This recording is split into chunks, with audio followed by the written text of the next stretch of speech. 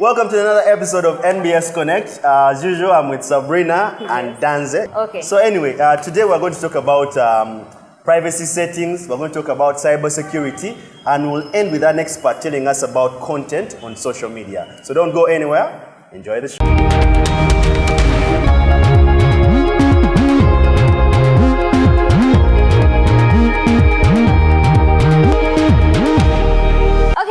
When you're downloading an app on your phone, usually you don't really care about the terms and conditions. You just click agreed, right? And you download your app. Now they have come to find out that there's something wrong with doing just that. Because apparently, most of the flashlight apps on our phones are stealing our data and using it against us one way or the other. Now, like you and me, Danze, maybe we're not that important. But there are people who have information on their phones that is very important to the nation and for the nation's security and all that jazz, or to like a company and all that, like stuff like that. This company did research and they looked into it and said the top 10 apps that are flashlight apps all have this feature in them. And this is the crazy thing. This is what I found particularly crazy, is that they tell you all this information in the terms and conditions, but people never read. Do you ever read those terms and conditions? It's rare. It's like I remember when Facebook updated sometime last year, and there was a section which said we either give consent for our data to be used or not be used. So like, just to build on what Sabrina is saying, imagine you download an app and you install it, and in its terms it's saying you're allowing me to use your name, your bank account, your personal home security number, your PIN to your ATM, your parents' name, your kids' first name. Would you agree to that? Obviously not. Yeah, so same exact scenario. These guys came up with the smartest way of having you share your information without your consent. Like you've said, the flashlight app. I remember I asked you whether you have a random flashlight app. I don't. For me, mine came with a phone. So it's you guys who are very unlucky and unfortunate. But don't worry, Danze, you don't have any serious security secrets on your phone. So, fun fact, do you know where this information goes? It goes to China, India, and Russia. Yeah. What are the odds? So, I don't know why those guys are too curious that they want to know everybody's information. And I don't also understand, what do they do with 500 million worth of personal information? Because so many people have those apps. I'll give you a scenario of us in advertising. Yeah. The more you know about your consumer, the easier it is for you to sell something to them. I'll know that, let's say, Oscar or Henry like to film using certain cameras with certain lights and etc. Yeah. So you'll be on the internet searching for something somewhere on, say, OLX or on Jumia or whatever it is, and coincidentally that will appear in your face to buy. You know, and Facebook does that a lot. Exactly. So everything that your online experience becomes so easy, and you keep on saying, it's good to search on Facebook, it's easy to search on Twitter. YouTube videos are also very good to get. It's because they've understood your patterns and are giving you this source. So now Russia, China, and was it India? India. See, it benefits them to have this information because they can tentatively produce consumable items for certain people in America.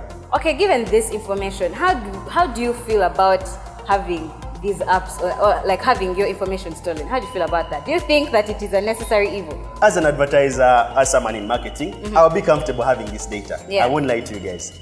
Because it helps me tailor my communication, or it helps me push my product to a specific person. So it's cutting that gap. I don't have to overthink through what this person might like, because I already know their search or the people that they like to tag and who they are conversing with. So basically you are comfortable being a psycho stalker for the entire...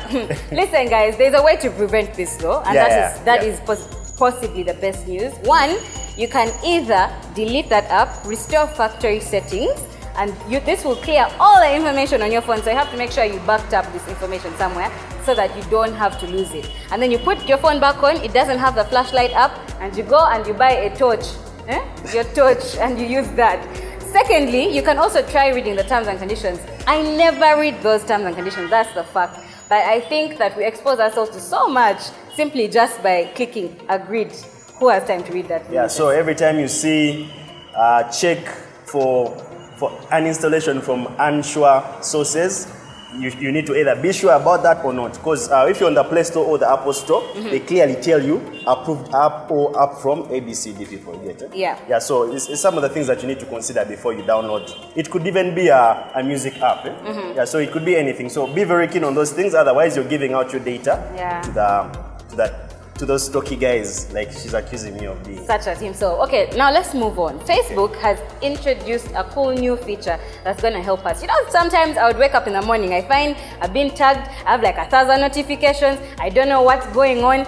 Nowadays, Facebook has introduced a new feature where it has facial recognition. So that means you get to filter out what you are tagged in, 1. 2, if you don't like the picture, they first ask you for your permission. Can you allow this person to tag you? And then that's when you'll be tagged in it. Also, it's going to prevent identity theft, because before somebody was able to just get your picture, Danze, create a new account, call themselves I don't know who, and steal your identity basically. They can con people with your, what's the word? Con people?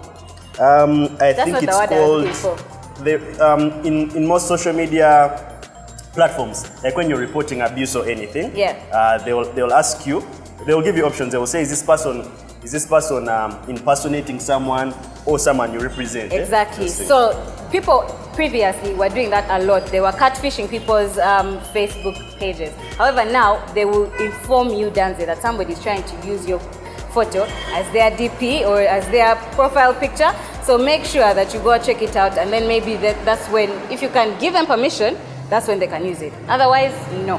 Or, on the flip side, I believe when Facebook was also doing that, it was making it easier for people to tag said person without having to friend them or anything of that sort. I know it's still a bit creepy, but it's a shortcut for people to do all that stuff, you get it? Yeah. Yeah, so I think it's a good idea. It's going to help so many celebrities like you to protect themselves from guys hacking their accounts and etc. Yeah. And also, it's a good way to, I think it's a good note to Facebook for putting in some security in a platform that is so open. Yes, because if things were getting out of hand, people's identities were being stolen, and then somebody poses as Danze and starts robbing people in Masaka, and like people get away with things like that. But now I think that feature is going to help a lot of people on that front. All right. Yeah.